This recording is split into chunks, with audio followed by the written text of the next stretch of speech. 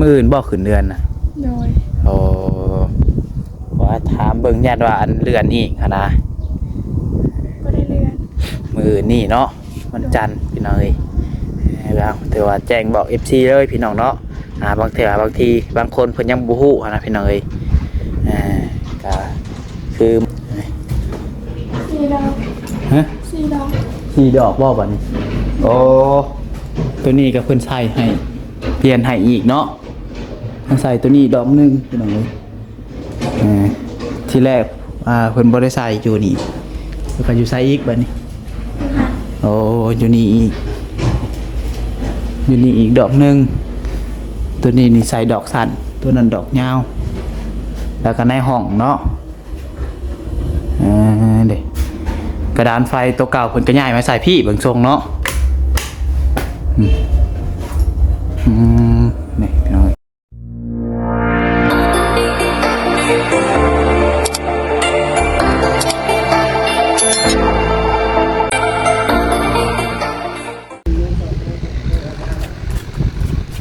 เอาเนาะเปิดภาพมาอีกบาดนี้ก็โอ้ที่เท่าไปเลยทางเงินน้องไม้เปียกเนาะอย่างคือว่าบ้านนี้ก็เห็นทางตุสิตเป็นซื้ออุปกรณ์ไปสั่งมาให้พี่น้องเนาะมีข้าวมีน้ำแต่กระโปะบอกพี่น้องเนาะเพราะว่าเพิ่นเตรียมแล้วพี่น้องเนาะว่ามันจะฮอดมือฮอดยามไปได้พี่น้องเลยคือว่ามื้ออื่นนี่บอกพี่น้องคือขึ้นเรือนน้องไม้เนาะคันว่าบ่มีหยังผิดพลาดพี่น้องตามที่ฮู้มาเนาะวันจันทร์เพิ่นว่าวันจันทร์มันก็ถือกับมือวันที่9พี่น้องเนาะเอ้าพี่น้องคนอื่นเบิดกราบทักทายสบายดีสวัสดีพ่อแม่พี่น้อง FC เบิดสุขสู่คนเด้อพี่น้องเด้อว่าสิอยู่ฝั่งลาวฝั่งไทยและก็อยู่ทางต่างประเทศนะพี่น้องก็ยินดีต้อนรับเข้าสู่ช่อง YouTube น้องผัดไซชาแนลอีกแล้วพี่น้องเอ้ยผมมาเจอกันบัดนี้อยู่เฮือนน้องไม้พี่น้องเนาะมาคุยมาพาพี่น้อง FC มาเบิ่งก่อนพี่น้องเนาะน้องไม้เพิ่นเตรียมยังแน่พี่น้องเนาะสิขึ้นเรือนขึ้นศาลแล้วพี่น้องเนาะแต่ว่าคนอื่นนี่เนาะสังเกตเบิ่งดอกไผ่นี่เพิ่นเปลี่ยนให้ใหม่บ่นี่พี่น้องเนาะดอกไผ่นี่เป่าเวียงบ่ยักพี่น้องเพิ่นเปลี่ยนเพราะตอนนั้นนี่มันเป็นโตดอกสั้นพี่น้องเนาะแต่ว่าเพิ่นเอาใส่ดอกยาวอันนี้เนาะนิ้วก็นอนอยู่สบายดีเด้อน้องไม้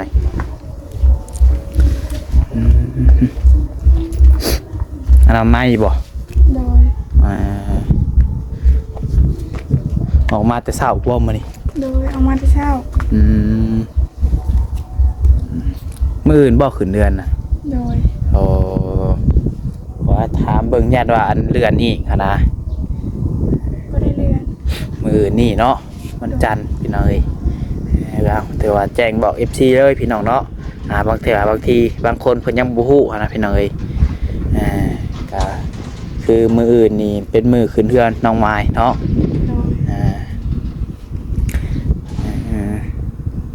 ยังกินนี่เฮ็ดยังกินนี่คือว่าเอาทางซีลงมาตุสิตเพิ่นซื้ออันยังมาให้บ้านนี่มีแต่ข้าวชาวโล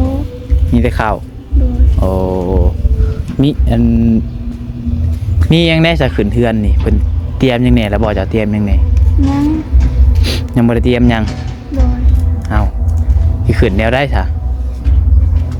ยันตัวชิดอามาตำลังตัวชิดมันสิมาหายตำลัง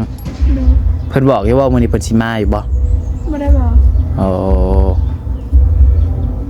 เพิ่นมาแล้ววันนี้จักมื้อนี้เพิ่นสิมาหรือบ่เนาะพังเบิ่งมื้ออื่นพุ่นแหละพี่น้องเอ้ยครับเพิ่นบ่มามื้อนี้ก็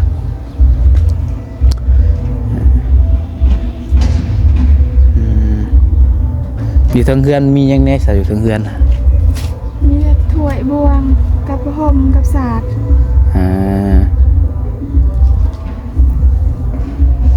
ถ้วยบวงของกินมียังได้ซะเพิ่นสิเฮ็ดหยังเฮ็ดหยังกินเอาเงินให้ลุงแก้วซื้อปลาซื้อปลาโดยซื้อปลามาเฮ็ดกิน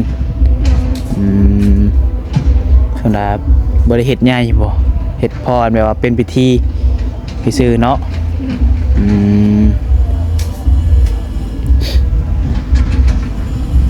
ใส่กดมาหลายมือเนาะคือดอกไผ่พี่สังนี่ทางบ่เวียงเพิ่นเปลี่ยนให้ใหม่เบิดบ่ โดย เพิ่นใส่แจ็คดอกบ่นี่ โอ้โหยังบ่ได้นับ อ้าวป้าลองเลาะเบิ่งดูซะพาไปเลาะเบิ่งแหน่น้องก็ใส่ก็บ่ได้มาหลายมือเนาะถามน้องไม้แล้วพี่น้องเนาะแต่ว่าอยู่ดุมนี่ดอกหนึงอยู่ดุมนี่เนาะดอกหนึงคือเก่าแต่เพิ่นเปลี่ยนเป็นดอกยาวเนาะ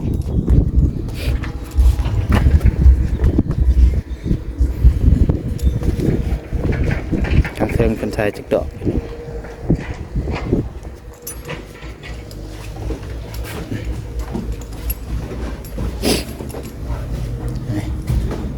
สี่ดอก ฮะ สี่ดอก 4 ดอกบ่บัดนี้โอ้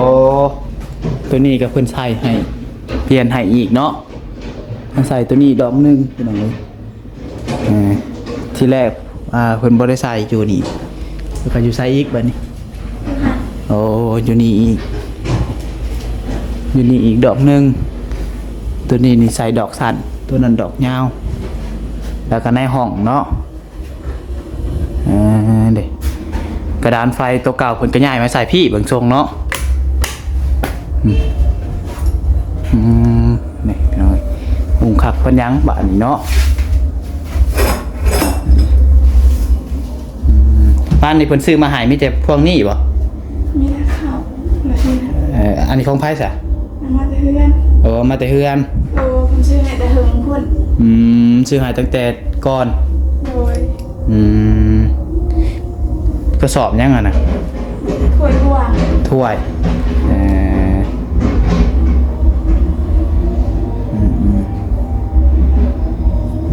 เนาะอุปกรณ์กันจักมียังแน่ขึ้นเฮือนนี่เนาะฮู้อยู่บ่เจ้า โอ้ แต่ว่าทางพ่อแก้วเพิ่นสิพาขึ้น โดย พ่อเจ้าเพิ่นยังกินเหล้าอยู่บ่ ยังกินยังกินคือเก่า โดย เมาทุกมื้อบ่เดี๋ยวนี้ก็ เมา ยันว่าเช้านี่เรากินแต่เป็นงานที่เพิ่นเว้าเพิ่นเมานี่เพิ่นไปกินอยู่ไสกินผู้เดียวนี่ กินอยู่เพื่อน กินอยู่เพื่อนผู้เดียว โดย ยันว่าเพิ่นคือเพิ่นเว้ากินแต่มีงานบุญงานหยัง เมียนว่าสิไปไทยแล้ว เพิ่นว่าสิไปไทย โดย เอาไปไทยบัดนี้เฮือนเด้ไปชิยุซะบัดนี้ ว่าให้น้องเพชรอยู่ น้องเทมาเลย น้องเพชรสิมาวันที่12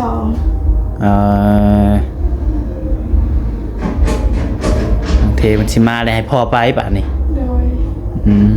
กับให้น้องนามาและให้น้องนาไปน้ำพอ ใจน้องน้ำไปน้ำพ่อ โดย บัดไปซังเพิ่นมีแล้วบ่ซะ มีแล้ว น้องน้ำก็มี มี เป็นย่างมือนะ สี ก็ได้ว่าถือไปสั่งสิไปไทยติ โดย เพิ่นมีงานเฮ็ดอยู่บ่เพิ่นสิไปเฮ็ดงานหยังหั่นน่ะ งานสวน ไปอยู่สวน โดยอยู่บ้านเก่าตอนอยู่กับแม่ตะกี้ ไปอยู่บอนเก่าตะกี้เพิ่นไปเฮ็ดงานสวนเพิ่นได้มื้อเท่าใดอันนั้นเป็นมื้อบ่คือเป็นเดือนลงมา มือละ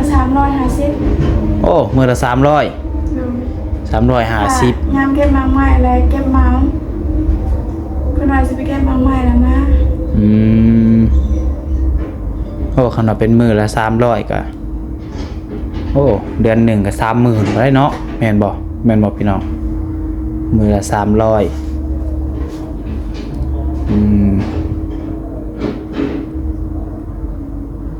แต่ว่าคันไปกับน้องเทกับน้องน้ำกับ2คนบัดนี้เนาะ โดยมันจะเอาน้องเพชรไปนั่งแบบน้องเพชรแบบบ่เห็นเรียกสิทานและบ่เอาไปนำ ไปใส่น้องน้ำไปน้ำพอ โดย เพิ่นเว้าคักแล้วบ่บัดนี้เพิ่นสิไปอีหลีบ่คืออันใด เพิ่นว่าสิไปอันนี้ถ้าลูกขึ้นเฮือนแล้วก่อน ถ้าเจ้าขึ้นเฮือนแล้วมาอยู่หลังพี่ โดย แต่เพิ่นน่าสิไปพุ่นและป้าเฮือนนั้นให้น้องเทอยู่ผู้เดียว โดย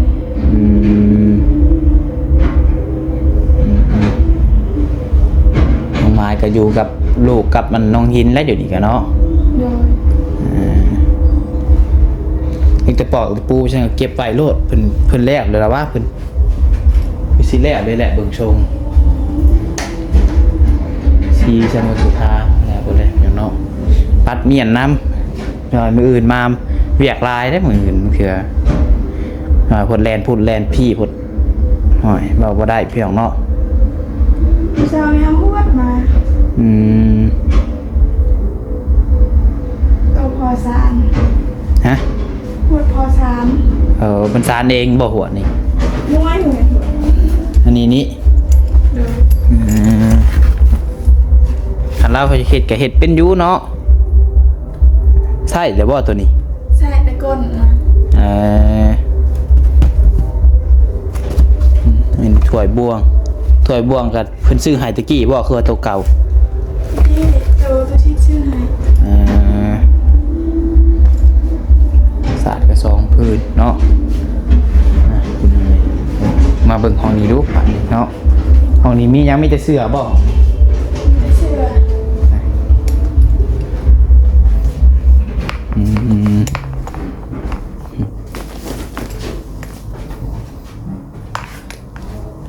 โอ้กระดานไพ่เพิ่นกันแยกให้3อันเลยเนาะห้องนี้ก็มีอีกพี่น้อง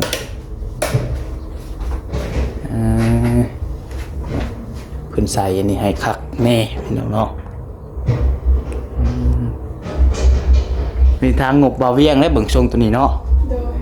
ย งบทางบ่าวเวียงพี่น้องเอ้ยใหญ่ทางบ่าวเวียงเพิ่นมาแก้ให้พี่น้องเบิ่งทรงแปลว่าบ่คักบ่แน่นะพี่น้องเนาะเพราะทางเจ้าซีเพิ่นก็งบเพิ่นเฮ็ดตามเฮ็ดซ้ำงบเพิ่นมีนั่นแหละพี่น้องเนาะที่เพิ่นใส่3ดอกอันนี้ทั้งเทิง4ทั้งรุม1แล้วก็ห้องน้ำ1เนาะ โดย เป็น6ดอกพี่น้องเอ้ย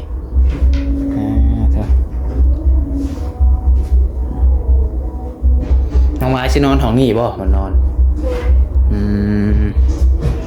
ให้ยังเงินเป็นตอบว่าเก็บถิ่มลงโลดหาเก็บไปน้ำอนามัยอะไรมันนั่นคนผู้ชายเอาลงไว้โลด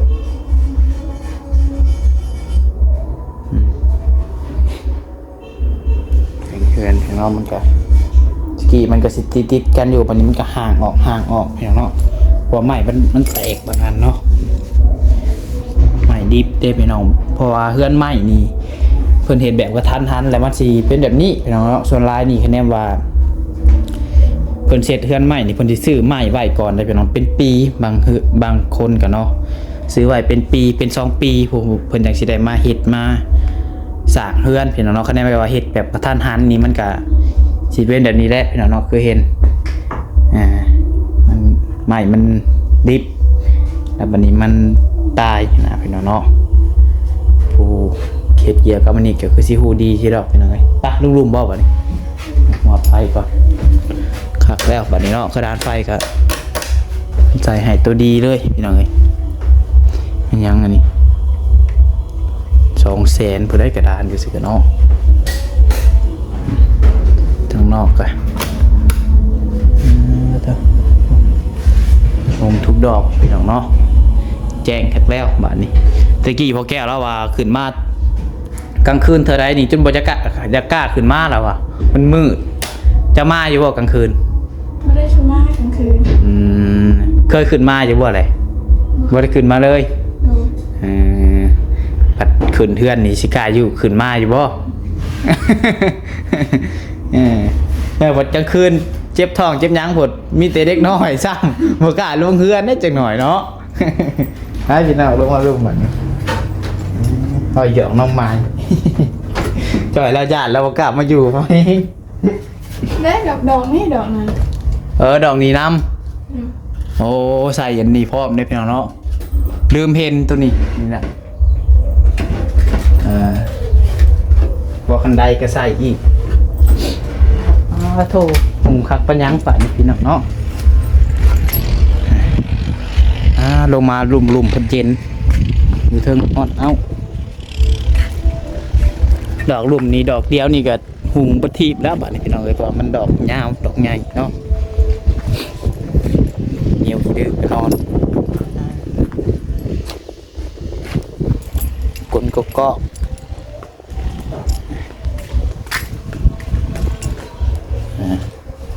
นี้เพิ่นแยกออกมาให้พี่น้องเนาะเด้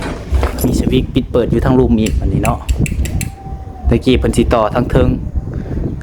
อย่างเดียวเลยพี่น้องเอ้ยอันนี้เพิ่นห้องน้ำกับเพิ่นต่อให้ทั้งรูมครับแล้วอันนี้พี่น้องเนาะ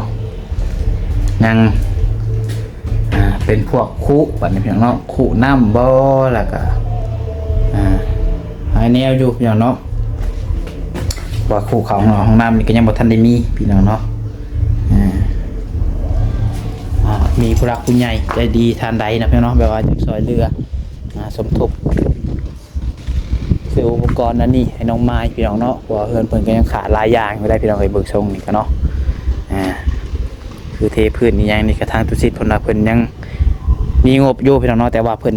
ถ้าใช้เวลาทางผู้รักผู้ใหญ่เพิ่นยังมีเวียกอยู่เพิ่นนะพี่น้องเนาะแต่เราก็ต้องรอไปก่อนไปหน่อยเดินไปนำกันถ้ากินของน้ำน้องจ้อยนี่มาฮอดพี่ได้พี่น้องเนาะได้กินอยู่ว่าจากน้องไม้ กินแห้งพี่น้องเนาะกินคล้ายๆมิ้นสาบๆพี่น้องเลยทั่วที่แล้วเขาได้มากินมิ้นอนาคตนี่ห่วยว่าบ่ได้ได้เนาะน้องไม้อดบ่ได้อดต้องบอกน้องจ้อยให้เพิ่นหาแนวมาใส่แล้วพี่น้องเนาะเจ้าหน่อยว่ามือขึ้นเฮือนพอเราพากันนั่งกินข้าวกินน้ำผดกินมีสังมาเนาะลอยมาตามลมเลยได้พี่น้องมือนี่พอก็มาว่ามือนี่ซื้อมาได้หนึ่งน้องน้ำผลกระติดต่อมาอยู่บ่โทรทุกมือ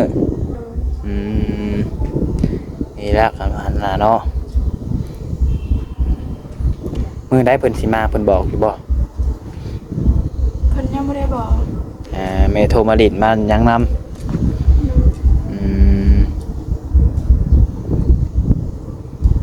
มือน่ะมีแต่ปลาบ่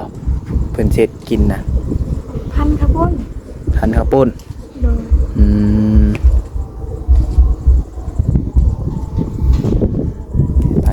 กินเนาะน้องไม้บอกภายในแล้วซะนี่ยังไม่ได้บอกตอนแรกจะบอกมีแต่บอกผู้ใหญ่เขา3-4 คนก็ยาได้แล้วก็เน้นนี่เดี๋ยวเกิดใกล้เฮาได้แล้วสำคัญเนาะที่สำคัญกับเขาน้องจ้อยน้องดาวพี่ช่างก็บอกเบิดเด้อจังหวะพวกเราโอ้ยน้องไม้บ่ได้บอกว่าบ่กล้าไปได้หรอเขาน้องถอกน้องถวยน้องไซลาช่างอะไรบอกว่าเพิ่นก็บ่ได้เฮ็ดใหญ่เนาะบอกแต่ซ้ำนี้เฮาไปจักนิดหน่อยยูทูบเบอร์เขาก็หอยหลายคนเติบพี่น้องเขาเบาจิตว่ายังก็ยังบ่ได้บอกพ่อทางเบาจิตก็บ่มีเฟซจำบ่จักบ่มีเฟซเพิ่นซ้ำมีแต่ว่าคะแนนเพิ่นมามื้อนี้ก็บอกเพิ่นคะแนนเห็นเพิ่นนำมาใส่ก็สิมาอยู่ดอกมื้ออื่นนี่ก็พี่น้องเนาะคันว่าบ่ค่าเวียกหยังแต่ก็คือสิบ่มีเวียกดอกมื้ออื่นนี่พี่น้องมื้อมีเวียกก็ที่9มื้อเนาะที่10นี่ไปดองพี่น้อง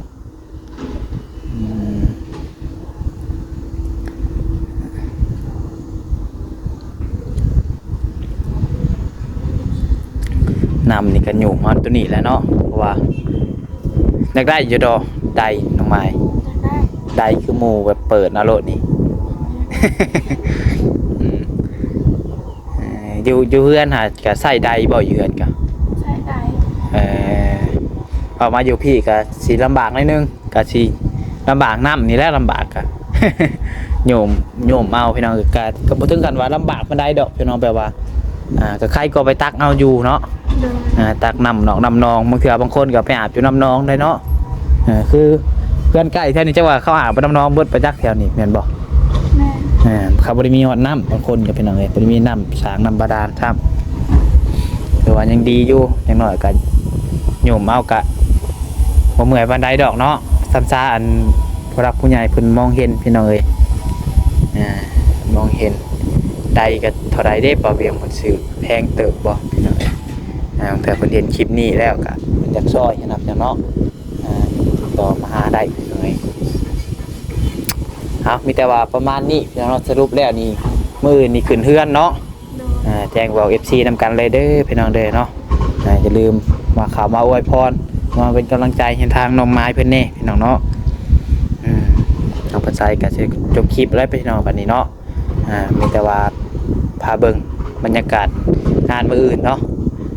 สบายดีเด้อน้องไม้ไปเนาะอันนี้ก็ดอกปืนดอกพายเพิ่นก็จัดแบ่งเพียงให้แล้วเรียบร้อยแล้วพี่น้องเนาะมีแต่ว่าพาเบิ่งชมน้องการมืออื่นบ่ได้พี่น้องเอ้ยสำหรับคลิปนี้ก็คือสิประมาณนี้เด้อพี่น้องเด้อเนาะน้องปัจจัยก็สิขอจบคลิปไว้เพียงเท่านี้พี่น้องเอ้ยผิดพลาดประการใดก็ต้องขอโทษขออภัยหลายครับพี่น้องเนาะขอบคุณพี่น้อง FC ทุกคนที่เข้ามาชมคลิปน้องปัจจัยจนจบพี่น้องเนาะสุดท้ายนี้ก็ขอให้ทุกคนอยู่ดีมีแรงสุขภาพร่างกายแข็งแรงอยู่เย็นเป็นสุขสุขกายสบายใจพี่น้องเอ้ยร่ำรวยทุกคนเด้อขอกล่าวคำว่าสบายดี